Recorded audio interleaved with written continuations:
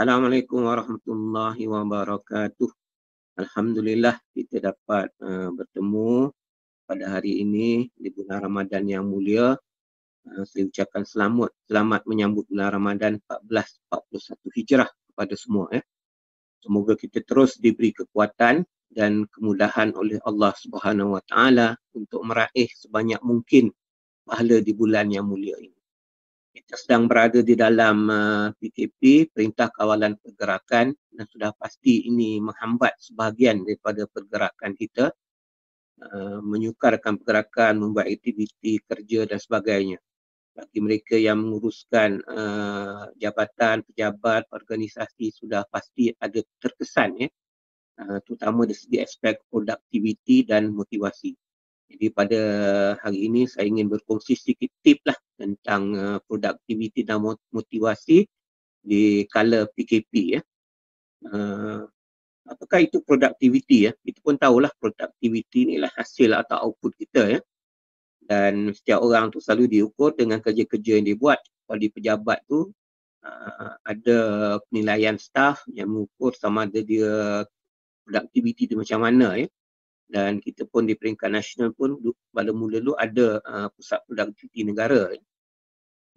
Jadi produktiviti itu dipahami sebagai output kita lah dalam kerja kita seharian. Kalau kita kerja 8 jam, kita boleh laksanakan tugas sebanyak 8 tugas boleh siap dalam 8 jam. Kalau kita nak tingkatkan produktiviti, kena tambah bilangan kerja yang kita boleh selesaikan lah dalam 8 jam itu. Bukan maksudnya kalau kerja 8 jam boleh buat 8 perkara, kalau nak buat lebih 10 perkara maka kena 10 jam. Itu bukan produktiviti. Produktiviti, meningkatkan produktiviti pada dasarnya ialah untuk melaksanakan lebih banyak kerja dalam tempoh masa yang sama. Jadi macam mana kita nak buat dia? Jadi yang pertama sekali saya rasa kita perlu terlebih dahulu untuk mengatur diri kita, menyusun kita punya keperluan dan sebagainya. Kita ada banyak benda nak buat, masa terhad. Walaupun dalam PKP ni masa terhad nak keluar pun terhad. Jadi kita kena atur dulu, maksudnya menyusun keutamaan kerja dan tugas-tugas kita. Kita sering di dalam dilema, bila mana kita ada banyak benda nak buat tetapi masa terhad dia mana satu kita nak buat dulu. Jadi kalau kita tengok di web, di pasaran, banyak tip orang berilah. Macam mana kita tak mengatur kita punya kerja dan tugas kita. Salah satu tip yang saya rasa prinsip yang sesuai dan mudah untuk kita gunakan ialah apa yang dikenali sebagai prinsip Eisenhower. Eisenhower ni ialah mantan Presiden Amerika yang tunjuk dalam slide yang dilampirkan. Prinsip ini menggunakan dua kriteria untuk menentukan keutamaan kerja kita. Pertama, dia menggunakan prinsip important atau penting. Betapa pentingnya tugas atau kerja itu kita kena buat. How important is it? Dan prinsip kedua yang digunakan ialah urgency atau urgent atau kesegeraan tugas itu. Apakah tugas itu perlu dibuat dengan segera atau boleh ditangguhkan dulu. Jadi berdasarkan dua prinsip ini, kita boleh memberikan kepada 4 kategori. Tugas dan kerja-kerja yang kita kena laksanakan, kita boleh beri kepada 4 kategori. Kategori pertama, apalah yang kita panggil sebagai important and urgent, atau benda-benda yang penting dan segera. Apakah di dalam list benda-benda yang kita kena buat, kerja-kerja kita buat, yang kita rasa benda itu penting dan perlu dibuat dengan segera. Itu dikategorikan sebagai kategori yang pertama. Kategori yang kedua ialah apa yang kita panggil sebagai important but not urgent. Ini penting tetapi tak perlu dibuat dengan segera. Dia penting tapi tak perlu dibuat dengan segera. Jadi di dalam senarai itu mana perkara-perkara atau item yang perlu kita, yang penting tapi kita boleh tangguhkan dulu. Tak perlu dibuat dengan segera. Itu kategori yang kedua. Kategori yang ketiga, apa yang kita panggil sebagai not important but urgent. Dia tidak penting tetapi perlu dibuat dengan segera. Ini kategori yang ketiga. Dan kategori yang terakhir, apa yang dikatakan sebagai not important and not urgent, tidak penting dan tidak perlu dibuat dengan segera. Jadi ada 4 kategori semuanya dan kita menyenaraikan apakah kita punya senarai tugas itu disusun ikut 4 kategori ini. Cuma untuk makluman, apa yang kita dah susun itu, kalau kata kita buat pagi tadi, ya, atau petang ini, kita dah senarai kepada 4 kategori. Besok pagi tak semesti kategori itu akan berkekalan, ya. Ia mungkin berubah, ya. Maksudnya sesuatu perkara itu atau tugas itu pada mulanya ia mungkin important but not urgent, ya. Sebagai contoh katakan kita nak kena bayar bil handphone lah, itu penting. Tapi kalau belum sampai masanya, ada seminggu lagi, benda tu important tapi not urgent, ya. Tapi kalau hari terakhir untuk bayar, hari ini hari terakhir kita masih tak bayar, maka ia jadi important and urgent. Dia akan naik kepada kategori pertama.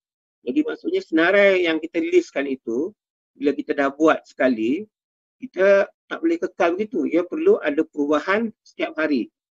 Dan mungkin dalam setiap jam pun, dalam beberapa waktu, dia berubah. Melihat kepada dia punya kriteria kepentingan dan urgensi itu, kesegeraan. Jadi kalau kita dah buat senarai itu sekali, bukan kita simpan untuk beberapa hari dan kita terus gunakan. Ia perlu diupdate selalu untuk memastikan ia sesuai dengan keadaan semasa dan ia akan mungkin berlaku perubahan. Yang sebelum ini penting dan tidak urgent, ia mungkin jadi penting dan urgent, ya. Yang sebelum ini mungkin ia tidak penting tapi segera, ia mungkin berubah jadi tidak penting dan tidak segera. Jadi senarai kita itu perlu kita update dari masa ke semasa. Jadi ini saya rasa prinsip Eisenhower ini, satu pendekatan yang agak praktikal yang boleh digunakan oleh ramai orang untuk kita menyusun prioriti kerja atau apa yang kita nak buat. Ya. Kita tentukan pagi ini, banyak-banyak mana satu yang kita nak buat. Mungkin petang kan berubah, kita adjust pula. Dia jadi begini pula, yang bawah naik ke atas, yang ni tukar kategori dan sebagainya. Dan kita kena sentiasa mengupdate kita punya status kategori ini supaya senarai tugas yang kita buat itu akan sentiasa update dan kita tidak ketinggalan. Begitu juga dengan kerja-kerja di pejabat. Kerja-kerja di pejabat pun setiap tugas atau setiap staf sepatutnya perlu menyimpan satu senarai begini, ya. Dan selain daripada menyenaraikan apa yang kena buat atau to-do list kita panggil, ya, ia tidak cukup hanya disenaraikan tetapi perlu dikategorikan kepada 4 kategori ini bagi memudahkan pelaksanaan. Itu ialah poin pertama tentang prinsip Eisenhower, bagaimana kita nak mengatur senarai tugas kita untuk memberi keutamaan supaya kita dapat fokus untuk membuat dulu mana yang penting dan segera dan seterusnya hingga ke bawah. Ya.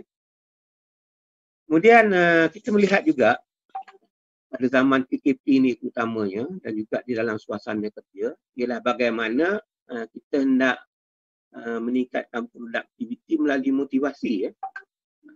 Motivasi itu penting. Ya. Motivasi itu penting dan dia perlu kita fahami, ya. Apakah staf perlu dimotivated, perlu terdorong, kita biarkan je dibuat kerja atau perlu diberi rangsangan supaya terdorong. Ya. Saya suka berkongsi slide yang kedua iaitu tentang peratus kemampuan. Ya. Setiap staf ini atau setiap petugas ni dia ada kemampuan dia. Ya. Dia ada kemampuan untuk buat sesuatu dan dia berbeza antara orang. Setiap orang ada kelebihan, setiap orang ada kekurangan dan semuanya ada kemampuan untuk membuat sesuatu. Ya. Namun dalam kajian yang kita buat, yang kita baca, kita dengar, kita dapati bahawa staf atau petugas yang terdorong, yang motivated ini, dia akan menggunakan sehingga 80% daripada kemampuan yang dia ada. Ya. Dia sanggup gunakan sampai 80% daripada kemampuan yang mereka ada untuk menyumbang kepada organisasi atau syarikat. Ya. Itu bagi staf yang terdorong. Ya.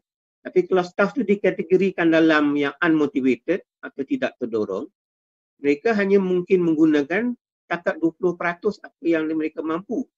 Walaupun kemampuan mereka jauh lebih banyak, jauh lebih tinggi, tetapi mereka hanya menggunakan takat 20% saja. Tidak sepenuhnya. Ya.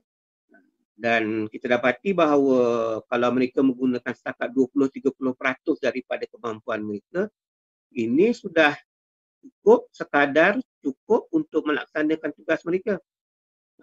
Majikan atau bos atau penyelia nak kata kamu tak buat kerja, tak boleh dah. Dia cuma guna 20-30% kemampuan dia, dah cukup. Sedangkan dia ada banyak kemampuan lagi. Jadi itu beza dia antara petugas atau staf yang terdorong dan yang tidak terdorong. Bagaimana kita nak menyantuni petugas-petugas kita supaya mereka terdorong dan mereka sanggup untuk menggunakan kemampuan mereka ke tahap maksimal dan tidak hanya menggunakan kemampuan setakat 20-30% saja. Di sinilah perlunya ada latihan dan visi dan misi yang jelas dalam organisasi. Ya. Organisasi perlu ada visi dan misi yang jelas, ada objektif, ada strukturnya. Sebab itu dalam organisasi, dalam human resource kita memerlukan struktur yang clear, struktur yang jelas. Tiap-tiap orang ada peranan, dia punya job spec, apa tugas dan tanggungjawab dia, bagaimana ia nak dilaksanakan, apa tahap pencapaian dia, ada SOP dia. Ini semua diperlukan sebagai benchmarking untuk staff tu menjadi tanda benchmark untuk dia laksanakan supaya dia boleh melaksanakan tugas dia. Dan kalau ini semua ada in place pun dalam organisasi, masih ada faktor dalaman iaitu pendorong ya. Kenapa ia ingin menggunakan atau hendak menggunakan kemampuan dia lebih tinggi ya. Jadi di sinilah kita perlu menanamkan dalam diri staf itu kepentingannya untuk beribadah kerana Allah Subhanahu Wa Taala. Ya. Kalau dia beribadat atau dia kerja, setakat makan kerja, setakat makan gaji, nak dapat gaji tiap bulan, tapi tidak dikaitkan dengan satu misi yang lebih besar, maka akan sukarlah untuk kita mendorong supaya staf ini menggunakan kemampuan dia setinggi yang boleh. Ya. Jadi itu kaitan slide yang kedua yang saya lihat perlu untuk penyelia, untuk pengurus dan untuk pimpinan dalam organisasi. Ya. Dalam organisasi ini kita ada pimpinan, kita ada pengurusan. Ya. Dalam NGO ke, dalam syarikat ke, dalam yayasan. Dia selalunya ada dua level ya, level pengurusan dan level directors ya, pimpinan. Ada organisasi, dia ada pimpinan. Dan ini juga kena clear ya, antara dua level ini kena jelas apakah peranan masing-masing ya, untuk memastikan bahawa organisasi dapat bergerak dengan tuntas dan mencapai objektif. Kemudian di segi dorongan juga, saya suka berkongsi slide yang ketiga, iaitu tentang kaitan tahap motivasi dan kesukaran tugas. Ya. Di sini kita juga cuba melihat apakah tugas yang dibuat itu, kerja yang diberi kepada seorang staf itu dapat meningkatkan dorongan dia atau tidak. Ya. Kalau kita tengok dalam slide itu, dia ada dua akses ya. Satu di bawah ke atas menunjukkan tahap motivasi ya. Tahap motivasi staf ni mungkin kosong dan dia boleh pergi tinggi ke 100% ya. Dan yang mendatar daripada kiri ke kanan ialah tahap kesukaran tugas yang diberi ya. Ini juga penting untuk staf dan juga untuk diri kita sendiri ya. Bila kita diberi sesuatu tugas, kita dikendaki membuat sesuatu, kita ada persepsi yang tertentu kepada tugas yang diberi itu. Kalau bos kita atau penyelia kita minta kita buat suatu kerja, kita selalu bertanya, kenapa suruh aku buat ya? Kenapa asyik saya je yang kena buat? Kenapa tak suruh orang lain ya? Sudah pasti yang disuruh tu ada ada dia punya tujuan ya. Jadi kalau kita tengok slide itu, kita boleh rumuskan bahawa sesuatu tugas yang diberi kepada staf itu berkait dengan tahap motivasi dia. Kalau assignment atau tugas yang diberi kepada seorang staf itu dilihat atau pada persepsi staf itu terlalu mudah ya.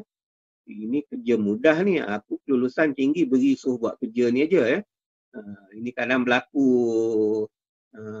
pengalaman saya bila dalam organisasi seperti Wadah ini, bila kita menerima pelajar-pelajar datang daripada universiti buat praktikal, dia akan buat semua benda, stipel kertas, susun buku, Jadi ada juga yang merungut kadang-kadang walaupun tidak secara jelas secara terang bahawa takkan nak buat kerja ni Jadi tugas yang diberi kepada seorang staf tu, bila staf atau petugas itu merasakan bahawa pada dia tugas itu terlalu mudah terlalu mudah, maka tugas terlalu mudah ni tak ada cabaran Jadi bila tak mudah dan tak ada cabaran, maka tahap motivasi dia rendah lah. Ni tutup mata pun boleh buat. Selai je kata dia. Senang je nak buat. Tak perlu nak fikir-fikir susah. Jadi dia punya dorongan tu rendah. Jadi tahap dorongan dia ialah rendah. Mungkin tak ada, mungkin kurang Dia boleh laksana dengan mudah je. Tak payah fikir pun boleh buat. Baliknya kalau di ekstrim sebelah kontinum yang sebelah kanan sekali, di mana tugas yang diberi kepada petugas itu atau staf itu, daripada perspektif dia, persepsi dia bahawa tugas itu ialah terlalu sukar dan dia tak akan mampu nak buat, sure tak boleh nak buatnya lah. Kalau buat pun memang tak jadilah. Maka, again, sekali lagi, tahap motivasi dia akan rendah. Tahap motivasi dia akan rendah. Jadi di sinilah kita cuba untuk mengimbangkan antara dua itu. Kita kena beri assignment atau tugasan kepada staf supaya tugas yang diberi itu kepada staf itu, pada dia tugas ni lah mencabar tidak terlalu mudah, tidak terlalu sukar, tapi ia akan mencabar dia untuk dia menggunakan sepenuhnya kemampuan dia. Dan di sini tahap motivasi dia akan lebih tinggi untuk melaksanakan tugas itu, sebab dia tahu inilah cabaran bagi dia. Kalau dia boleh buat dengan betul, dia fikir betul-betul, mungkin dia akan buat dengan baik dan ini sebagai cabaran bagi dia. Jadi inilah juga cabaran bagi pengurus dan penyelia untuk memastikan tugasan yang kita beri kepada petugas dan staf kita pada tahap yang membolehkan mencabar dia punya kemampuan supaya tahap motivasi dia lebih tinggi Jadi ini ialah cabaran bagi organisasi dan saya kira untuk membuatnya tidaklah terlalu sukar tetapi tidak juga mudah tetapi yang penting ialah interaksi di antara pengurusan dan juga petugas Waktu dalam organisasi kita sering ada laksanakan beberapa langkah-langkah Kita sering laksanakan beberapa langkah untuk memastikan bahawa staf kita sentiasa berada di tahap yang tinggi sebagai contoh kita mengadakan apa yang kita panggil sebagai job rotation Ini satu pendekatan untuk membolehkan semua staf mendapat pengalaman yang berbeza pada unit-unit yang berbeza Contohnya dia di unit keahlian, dia mungkin akan bertukar ke unit lain supaya dia mendapat pengetahuan dan pengalaman yang baru Ini untuk membolehkan semua staf itu mengetahui apa tugas masing-masing Jadi dalam organisasi tidak cukup untuk staf tu cuma mengetahui apa kerja dia, tetapi dia juga kena tahu kerja dan tugas orang lain supaya ini akan memudahkan perjalanan. Jadi sebab tu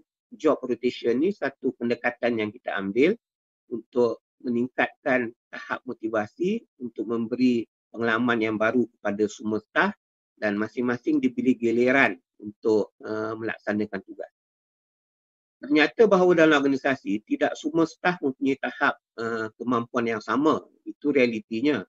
Kita terima begitu Tidak semua staf mempunyai tahap kemampuan yang sama Tapi cabaran bagi kita ialah untuk memastikan bahawa masing-masing ini memberikan potensi, akan menunjukkan potensi atau kemampuan yang setinggi-tingginya.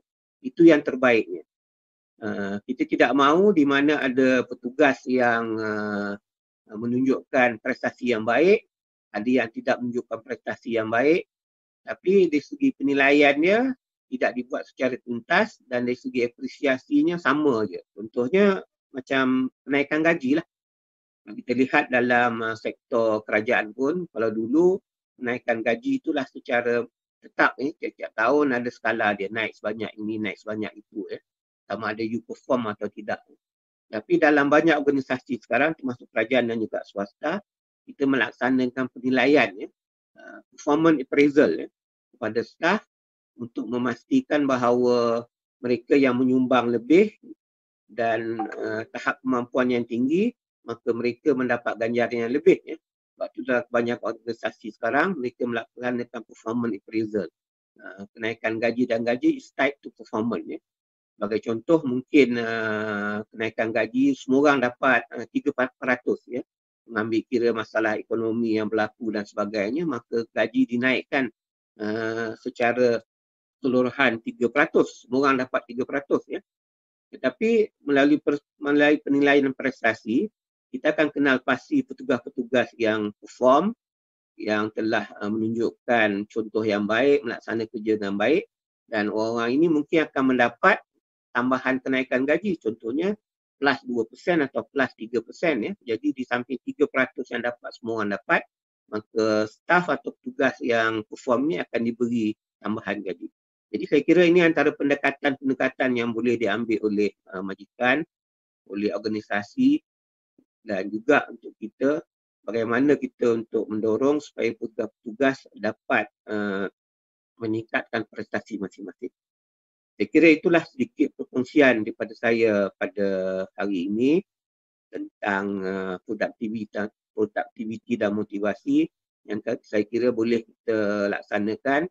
Terutama poin yang pertama tadi, slide yang pertama tentang menyusun keutamaan kita, macam mana kita nak prioritize kita punya tugas-tugas kepada 4 kategori, yang important dan urgent, yang important but not urgent, yang not important dan but urgent, dan not important not urgent. Dan kita kategorikan kepada 4 kategori ini, kita punya to-do list untuk kita memudahkan pelaksanaan. Dan list ini atau kategori ini sentiasa berubah, diupdate ya, supaya kita sentiasa latest kita punya list itu. Ya. Kedua, saya berkongsi tadi tentang peratus kemampuan staf. Ya. Staf atau petugas yang terdorong atau motivated, mereka akan menggunakan kemampuan mereka dengan lebih tinggi sehingga 80-90% untuk pencapaian matlamat organisasi. Tapi petugas-petugas yang tidak terdorong, mereka hanya mungkin menggunakan 20, 30 atau 40% saja, walaupun mereka boleh membuat lebih, tapi mereka hanya menggunakan setakat 20-30%. Ya. Tidak sepenuhnya. Jadi ini bezanya antara yang petugas yang bermotivasi dan yang tidak. Dan slide yang ketiga yang saya kongsi tadi ialah tentang kaitan tahap motivasi dengan kesukaran tugas. Ya. Bagaimana penyelia atau pengurus dalam assignkan tugas kepada petugas, pada pekerja, pada staf kita, kena mengambil kira kemampuan supaya petugas yang diberi itu tidak terlalu mudah atau tidak terlalu sukar. Ya. Kalau dipersepsikan terlalu mudah atau terlalu sukar oleh petugas itu, maka tahap motivasi mereka akan rendah. Ya. Kalau terlalu mudah, mereka akan rasa bahawa ini too simple, terlalu mudah, tutup mata pun boleh buat, dia tidak akan challenge. Dan kalau dipersepsikan sebagai terlalu sukar, dia pula tidak akan berusaha untuk membuatnya kerana dia akan berkata bahawa kalau buat pun tak akan dapat selesaikan. Ini tak boleh buat, ni impossible, saya tak boleh buat benda ni. Ya. Jadi macam mana kita nak assign tugas tu kepada petugas itu, walaupun tugas yang sama, tapi diberi coaching dan sebagainya supaya petugas itu menerima bahawa tugas yang beri ini ialah challenge atau cabaran bagi dia.